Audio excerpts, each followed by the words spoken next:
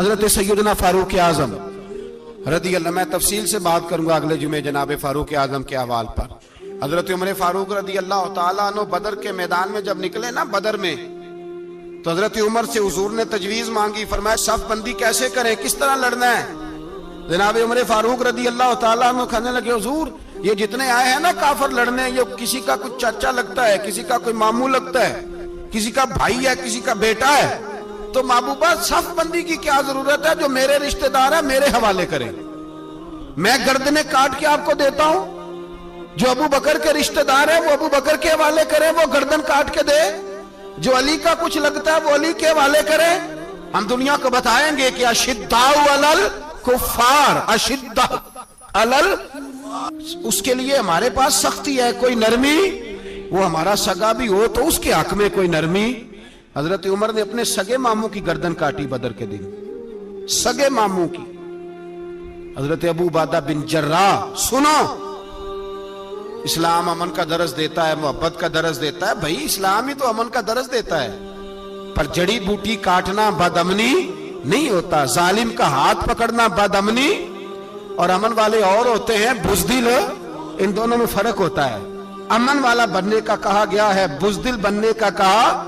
मेरे नबी पाक ने जो बदर में तलवार उठाई थी, जिरा पहनी थी, हुजूर अलैहिस्सलातु सलाम ने लोहे की जैकेट पहनी थी, तो वो भी मेरे रसूल पाक ने अमन के लिए ही पहनी थी। मेरे नबी पाक सल्लल्लाहु अलैहि वसल्लम ने उहद के दिन जो हथियार उठाए थे, तो वो भी अमन के लिए उठाए थे, वो भी अमन के लिए हुजूर ने हथियार उठाया था। हथियार उठाना बदअमनी की अलामत नहीं होता मेरे भाई, याद रखें। हजरत अबू उबादा बिन जर्राह ने मैदान बदर के अंदर जब जंग का तबल बजा, हालात बिगड़े, जनाब अबू उबादा बिन जर्राह कहते हैं तारीख ने एक अजीब मोड़ पे मुझे लाके खड़ा किया। आप फरमाते मेरे लिए अल्लाह ने जो आजमाइश रखी वो सबसे बड़ी रखी। फरमाने लगे जब मैं मैदान में निकला तो काफिरों ने मेरे सामने जिसको लाके खड़ा किया वो मेरा सगा बाप था। अब फरमाते हैं अब मुश्किल बन गई। इश्क त्याग दोवी एक बराबर, ते इश्क दा सेक बधेरा, अग ते साड़े कख ते काने, ते इश्क साड़े तन मेरा, ते अग दा दारू मीं ते पानी, कोई दसे है इश्क दा दारू केड़ा। बुल्ले शाह उथे कुछ भी नहीं बचदा जिथे इश्क होरां दा डेरा। फरमाने लगे अब मेरे लिए सामने बाप, इधर बेटा। अब फरमाते हैं दो रास्ते थे, बाप बचाऊं या रसूलुल्लाह का दीन बचाऊं। एक मिनट था फैसला करने के लिए कि अब्बा बचेगा या दीन बचेगा, कुफर बचेगा या इस्लाम बचेगा।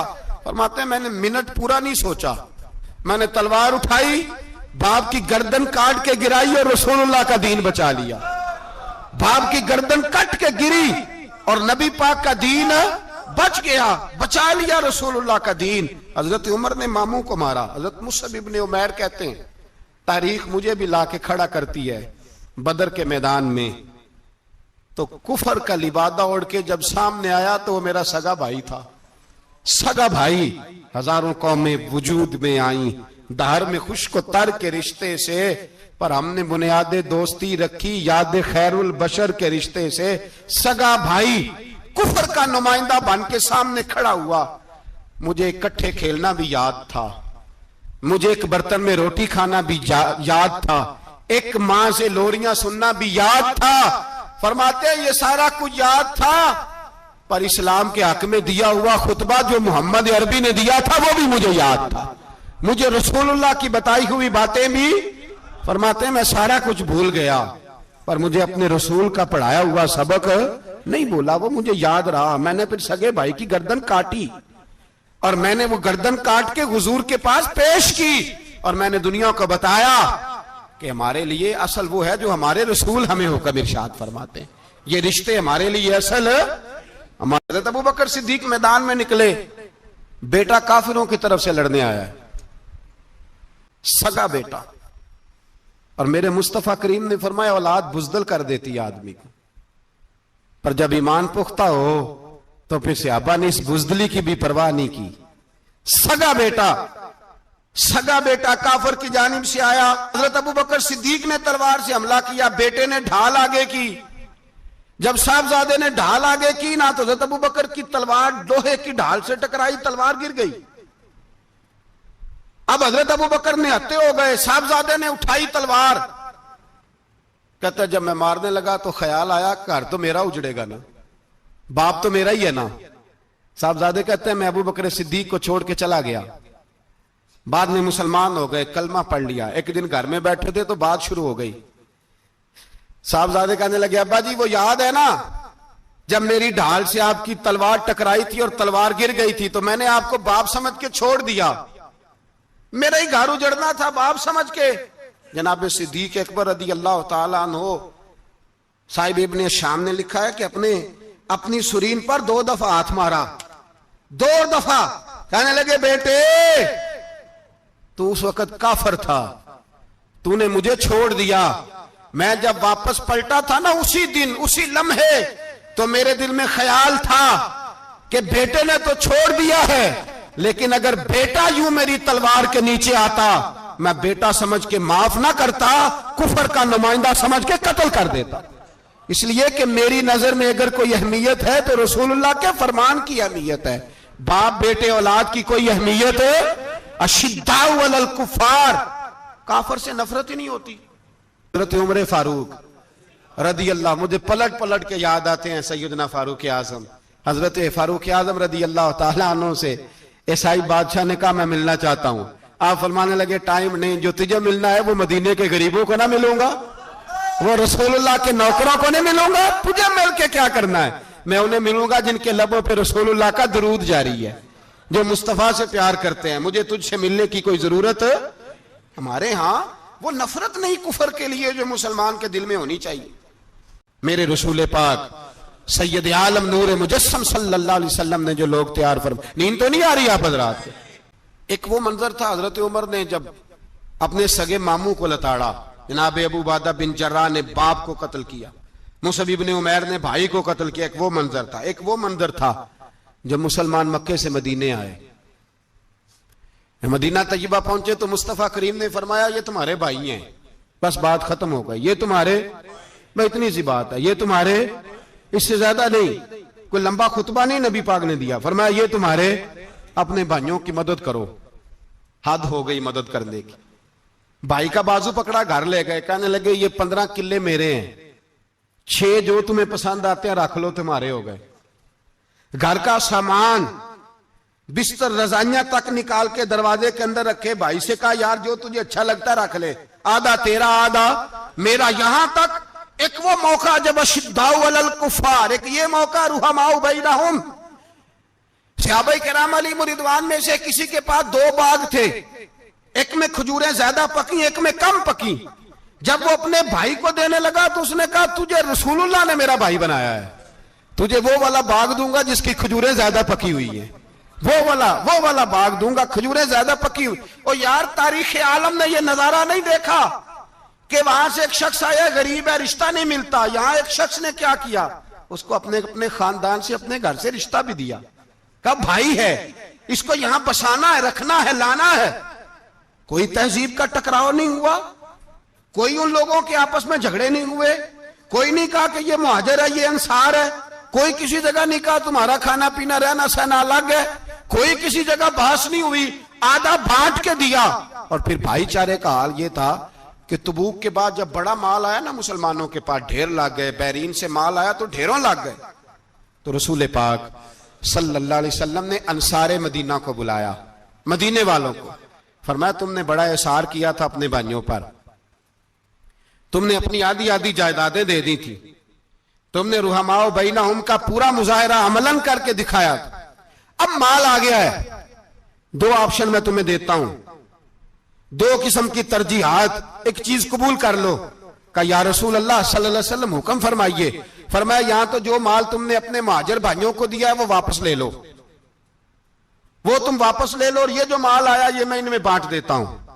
या इस तरह करो कि मैं ये माल तुम्हारे दरमियान आपस में आधा आधा बांट देता हूं, या तुम्हें कुछ फीसद ज्यादा दे देते हैं, उन्हें कम दे देते हैं। बात हो रही थी, अंसार चुप थे। हुजूर ने फरमाया बोलते क्यों नहीं, पता महबूब को भी है कि ये बोलेंगे तो मुझे भी ठंड पड़ेगी और कयामत तक सारी उम्मत को सुकून मिलेगा। फरमाया बोलो। तो अंसारे मदीना बोले तो रो के बोले, का महबूबा हमने माल क्या करना है, हमारे पास रसूल पाक जो मौजूद है, या रसूल अल्लाह हमने क्या करना है माल का? हुजूर जो अब आया ये भी सारा इन्हें दे दे, जो हमने दिया था इन्हें वो भी इनके पास रहने दें, और या रसूल अल्लाह जो बाद में आए वो भी इन्हें दे दें। हमारी शर्त यह है कि हमारे दरमियान अल्लाह के रसूल मौजूद रहने चाहिए, महबूब हमारे दरमियान रहे। माल और दौलत की हमें जरूरत है, ये रुहमाओ बैनाहुम में आपस में बांट के हर चीज अपने भाइयों को दे दी। हजरत उमर, ईसाई बादशाह टाइम मांगता तो कहता है कोई टाइम नहीं, चल दौड़ जाओ। मुल्क के शाम जाते हैं, जब फतह होते हैं हजरत साद बिन नबी वकास बुलाते हैं, शाम जाते हैं तो हजरत उमर कहते हैं शाम आए यार, सबसे पहला काम ये कर, बिलाल का तो पता कर। यहां सुना है बिलाल हबशी का मकान भी कहीं नेड़े नेड़े है, पता तो कर।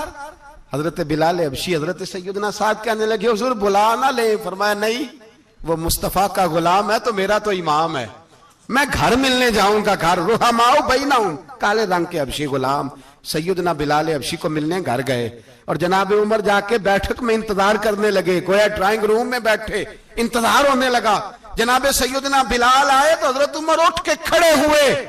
मुल्क के शाम के लोगों ने यह मंजर अजीब देखा कि जनाब उमर फारूक एक हबशी के लिए खड़े हुए, और जब खड़े हुए तो हजरत बिलाल कहने लगे उमर बैठ जाओ, ये क्या कर रहे हो?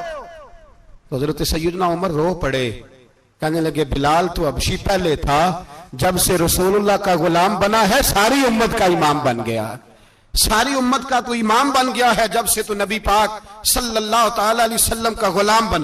भाई याद रखे, जब अशिद्दाउ अलल कुफार की बात थी तो अपने सगे कत्ल हो गए, और जब रुहमाओ बैनाहुम की बात थी तो फिर ये नहीं देखा ये हबशी है। तवज्जो है मेरी बात पर?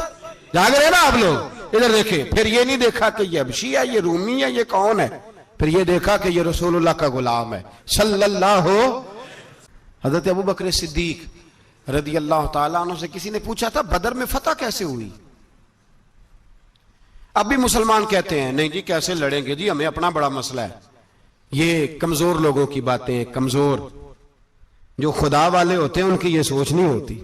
ये आरज़ुए करम और मैं आपसे करूं, ये भीख उसको जीतिए जिसका खुदा ना हो।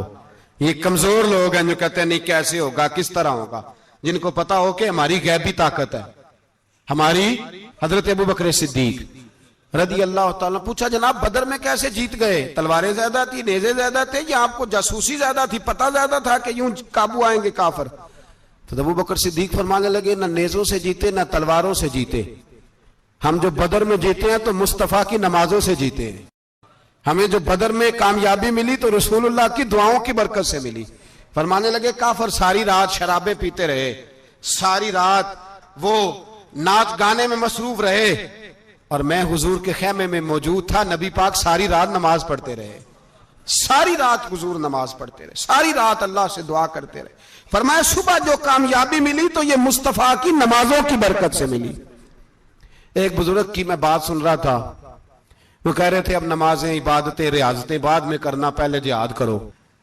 कह रहे थे अब निकल कर खानकाहों से अदा कर रस्म शब्बीरी, इबादतें रियाजतें तिलावतें दरूद बाद में होगा, पहले जिहाद। तो मैंने कहा साहब इबादतें तिलावतें दरूद हो कहां रहा है, पहले वो जगह तो बताएं।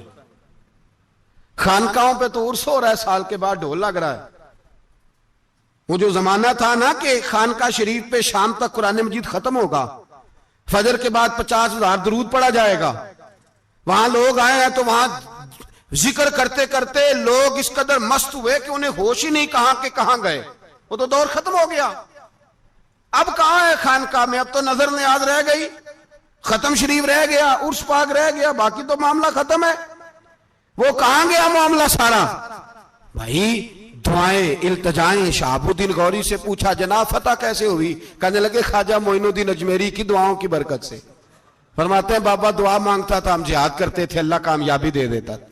भाई वो इबादत, वो रियाजत, वो मुसलमान जो रात को अपने रब को मना लिया करता था, वो अपनी इबादत के जोर पर अल्लाह तबारक व तआला की बारगाह में आहो जारी। हुजूर ने फरमाया अद्दुआ सलाहुल मोमिन, दुआ मोमिन का हथियार है। दुआ मोमिन का, बोल के बताना है, दुआ मोमिन का। फरमाया मोमिन ये हथियार चला सकता है, ये हथियार काफिर के पास मौजूद है। हजरत ज़ैद बिन हारसा रदी अल्लाह ताला अन्हु को ना पकड़ के कुछ काफिर उनको पकड़ के ले गए तो एक दरख्त के साथ बांध लिया, कहने लगे तुम्हें कत्ल करेंगे, हुजूर के सहाबी हैं रदी अल्लाह ताला। जब काफिर आपको कत्ल करने लगा ना तो उन्होंने दरख्त के साथ अच्छी तरीके से टांगे बांध ली, हाथ बांध लिए, गर्दन बांध ली। कहने लगा बुला अपने रब को। तो हजरत ज़ैद रदी अल्लाह ताला अन्हु फरमाने लगे मैं तो शहीद होने को तैयार था, लेकिन तूने आजमाने का प्रोग्राम बनाया तो ठीक है, मैं फिर बुलाने लगा हूं अपने रब की मदद को। ऐ अल्लाह मदद फरमा। उसने उतनी देर में तलवार नियाम से निकाल ली। ऐ अल्लाह मदद फरमा। उसने जब तक दोनों हाथों में तलवार सौंप ली, ऐ अल्लाह मदद फरमा। जब तीसरी बार आपने ये कहा तो उसने तलवार उठाई, कहा अल्लाह मदद फरमा। हजरत ज़ैद रदी अल्लाह ताला अन्हु कहते हैं जब चौथी बार मेरी जुबान से लफ्ज निकले, काफर के हाथ में तलवार थी पर गर्दन भी उसकी कट के नीचे गिर गई, कि गर्दन कट के उसी वक्त नीचे गिरी। मुझे किसी ने खोला, ना मारने वाला नजर आया, ना गर्दन काटने वाला नजर आया, ना मुझे खोलने वाला। तो मैंने कहा आने वाले तू बता तो सोई तू कौन है? तो कहने लगे मैं जिब्रील अमीन हूं, मैं जिब्रील अमीन हूं, मैं जिब्रील, मुझे दुश्मनों ना छेड़ो, मेरा है कोई जहां में, मुझे दुश्मनों न छेड़ो, मेरा है कोई जहां में, मैं अभी पुकार लूंगा, नहीं दूर है मदीना। कहा जब तूने, हजरत जिब्रील कहने लगे जब तूने पहली दफा कहा ना अल्लाह मदद फरमा, तो मैं सिदरतुल मुंतहा पे था, मुझे हुक्म हुआ जिब्रील देर ना करना। फरमाते हैं जब दूसरी दफा तूने कहा ना अल्लाह मदद फरमा तो मैं 7वें आसमान पे था, और जब तीसरी दफा कहा मदद फरमा तो मैं पहले आसमान पे था, और फरमाया जब तूने कहा चौथी दफा अल्लाह मदद फरमा तो मैं तेरे सराहने खड़ा था, मैं तेरे सराहने।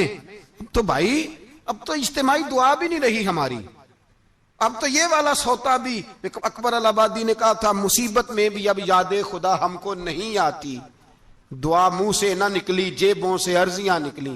हजरत उमर फारूक अल्लाह अकबर, हजरत उमर जैसा बंदा 24 लाख मुरब्बा मील का हुक्मरान, और शाह रूम को खत लिख के कहता है मैं मिन्नत नहीं करता मैं हुक्म देता हूं। ना तगड़ा बंदा। जंगे कादसिया के लिए हजरत साद बिन नबी वकास को भेजा, फतुह शाम पढ़ के देखें। हजरत उमर बड़े परेशान है, इतने दिन हो गए कोई रिपोर्ट ही नहीं आई। अब तो मोबाइल है ना, एक एक मिनट की रिपोर्ट लें आप, बल्कि आप एक एक मिनट की फोटो लें आप, रिपोर्ट तो दूर रह गई। हजरत उमर फारूक रदी अल्लाह ताला अन्हु बड़े परेशान है कि कादसिया में हजरत साद बिन नबी वकास के साथ लोग जिहाद करने गए, रिपोर्ट कोई नहीं आ रही। इतने परेशान थे कि बाहर निकल के ना उस रास्ते पे बैठ जाते जो रास्ता कादसिया की तरफ से आता था। जो भी आता जाता पूछते जंग के क्या हालात हैं। उधर जब अल्लाह ने फतह दे दी ना तो हजरत साद बिन नबी वकास रदी अल्लाह ताला अन्हु ना एक कासिद को खत दे के भेजा, कहने लगे उमर के पास जाओ, उन्हें इत्तला दो कि अल्हम्दुलिल्लाह अल्लाह ने इस्लाम को फतह अता कर दी। ये हजरत उमर को जाके देना। वो बड़े परेशान होंगे। वो जो उस जमाने में इस तरह होता था कि कई दूर दूर से सहाबा जो दूसरे शहरों के मुल्कों के रहने वाले होते थे वो भी आके शामिल हो जाते थे जिहाद में।